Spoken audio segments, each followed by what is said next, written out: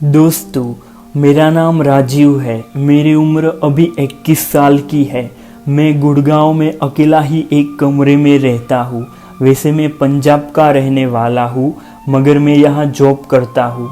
यह बात अभी कुछ 20 दिन पहले की है। हुआ यूँ कि मैं रोज़ शाम को छत पर टहलता हूँ।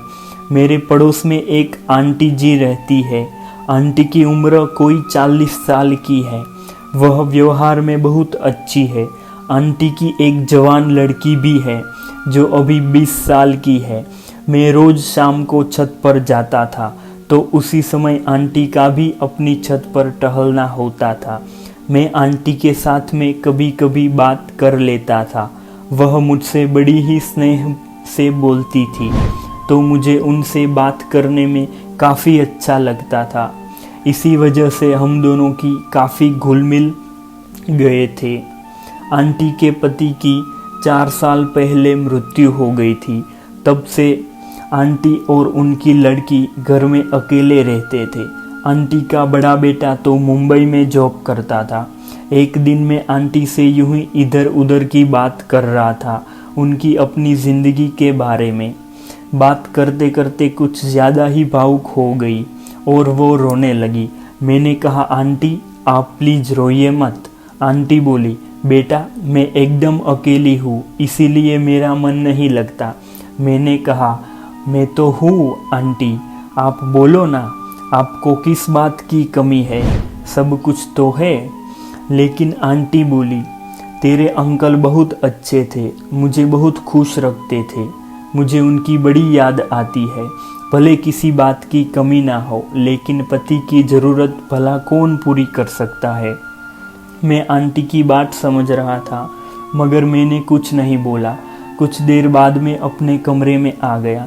1 घंटे बाद में खाना खाकर फिर से छत पर चला गया और टहलने लगा। आज गर्मी ज़्यादा होने और बिजली ना आने की वजह से आंटी भी छत पर ही सो रही थी।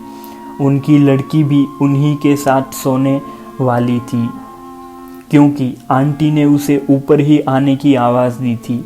मैं छत पर एक तरफ पट्टी पर बैठ गया और फेसबुक चलाने लगा। मेरे सामने आंटी अपनी छत पर फोल्डिंग पलंग पर लेटी थी। उन्होंने मुझे नहीं देखा था। पता नहीं क्यों आज मुझे आंटी को देखने का मन कर रहा था। मैंने उनसे कुछ भी बात नहीं की, बस यूं ही अपनी छत पर मोबाइल चलाता रहा।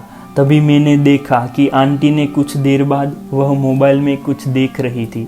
मैं भी आंटी को देख रहा था। कुछ देर बाद आंटी कुछ करने लगी। मैंने फेसबुक बंद कर ली और आंटी को देखने लगा। तभी मुझे नीचे से किसी के ऊपर आने की आवाज़ आई तो मैं झट से पीछे होकर सीढ़ी के नीचे छिप गया। आंटी ने भी उस आवाज़ को सुन लिया था। उनकी लड़की मीनू ऊपर आ गई थी। उसने कहा, मॉम मैं आज थोड़ी बिज़ी हूँ, स्टडी के बाद छत पर आती हूँ। मुझे करीब 12 बज जाएंगे, आप सो जाना। आंटी बोली, ओके बेटा। मीनू नीचे चली गई। उसके जाते ही आंटी अपने फ़ोन में वो देखने लगी। मैं अब तक हैरान हो गया था कि आंटी क्या कर रही थी। मैंने हिम्मत की और आगे आ गया। फिर पीछे से मैंने आंटी से बोला, आंटी आप यह क्या कर रही हो? मेरी आवाज़ सुनकर आंटी एकदम से घबरा गई और शर्म से लाल हो गई।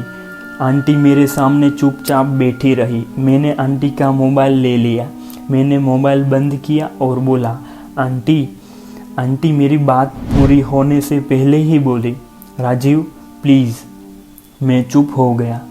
मैं बोला, आंटी यह सब क्यों? आंटी बोली, राजीव मैं क्या करूं, मुझे कुछ समझ में नहीं आता। मैं धीरे से बोला, आंटी क्या मैं आपकी कुछ हेल्प करूं? मेरी बात सुनकर आंटी चुप रही। मैं उठकर जाने लगा। आंटी बोली, राजीव तुम मीनू को तो कुछ नहीं बताओगे ना? मैंने बोला, मैं किसी को कुछ नहीं बताऊंगा। आंटी बोली, तो ठीक है आ जाओ, मगर मैं डर रहा था। आंटी बोली, राजीव क्या हुआ? मैंने बोला, आंटी मैंने पहले कभी। आंटी मुस्कुरा कर बोली, कोई बात नहीं बेटा। वो बोली, राजीव मैं आज 4 साल बाद मैं बहुत खुश हूँ। उसके बाद हम दोनों बैठकर बातें करने लगे। कुछ देर बाद मैं अपने रूम में आ गया और सो गया। दूसरे दिन आंटी ने मुझे 4 बजे शाम को फ़ोन किया कि आज तू खाना मत बनाना, मैं खाना तेरे रूम में लेके आऊँगी। फिर आज रात तू मेरे कमरे में आ जाना, मैं दरवाज़ा खुला रखूँगी। मैंने हाँ कर दिया। शाम को 7 बजे मैं टीवी देख रहा था। आंटी खाना लेकर आ गई और बोली खाना खाकर कमरे में आ जाना। मैंने बोला कितने बजे? आंटी बोली 9 बजे के करीब आ जाना। आंटी ने मुझे 500 रुपये दिए थे और कुछ सामान लेने के लिए कहा। बाजार से सामान लाकर मैंने खाना खाया और आंटी के पास चला गया। एक कमरे में मीनू होमवर्क कर रही थी और आंटी दूसरे रूम में टीवी देख रही थी। मैं कमरे में अंदर गया तो आंटी ने टीवी बंद कर दिया और मीनू को आवाज़ लगा दी। मीनू ने उधर से ही आवाज़ लगाई, क्या है मॉम? मैं डर गया। आंटी बोली, बेटा मैं सो रही हूँ, तू दूध पीकर सो जाना। मीनू बोली, मॉम आज जल्दी ही सो रही हो आप? तबीयत तो ठीक है ना आपकी? आंटी बोली, हाँ बेटा। मीनू बोली, ओके गुड नाइट मॉम। फिर आंटी मुझसे बोली, राजीव शुरू हो जाओ मेरे शेर। फिर उसके बाद मैं अपने रूम में आ गया और यह बात मीनू को पता चल गई थी। मैंने मीनू को भी दोस्त बना लिया। फिर उसके साथ भी बहुत मज़ा किया। वह तो मेरे पीछे पागल ही हो गई थी, पर मुझे मीनू से ज़्यादा आंटी के साथ मज़ा आता था।